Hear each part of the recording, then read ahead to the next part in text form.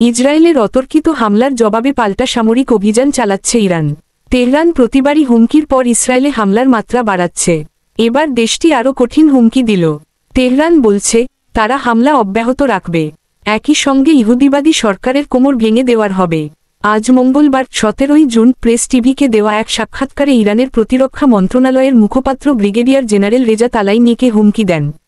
তিনি বলেন, ইরানের সশস্ত্র বাহিনী তাদের প্রতিশোধমূলক সামরিক পদক্ষেপ অব্যাহত রাখবে। আমাদের জাতি একটি চাপিয়ে দেওয়া যুদ্ধের মুখোমুখি এবং শত্রুরা আমাদের জনগণের প্রতিটি অংশের শক্তি এবং স্থিতিস্থাপকতাকে লক্ষ্যবস্তু করছে। তিনি আরও বলেন, আমরা দৃঢ়ভাবে একটি প্রতিরক্ষামূলক অবস্থানে আছি, কিন্তু আমরা আমাদের সমস্ত আক্রমণাত্মক এবং প্রতিরক্ষামূলক ক্ষমতা ব্যবহার করছি। আমাদের প্রতিরক্ষা ফ্রন্টের পরীক্ষাগুলো প্রশস্ত এবং সমাজের সকল স্তরের মানুষ এতে জড়িত।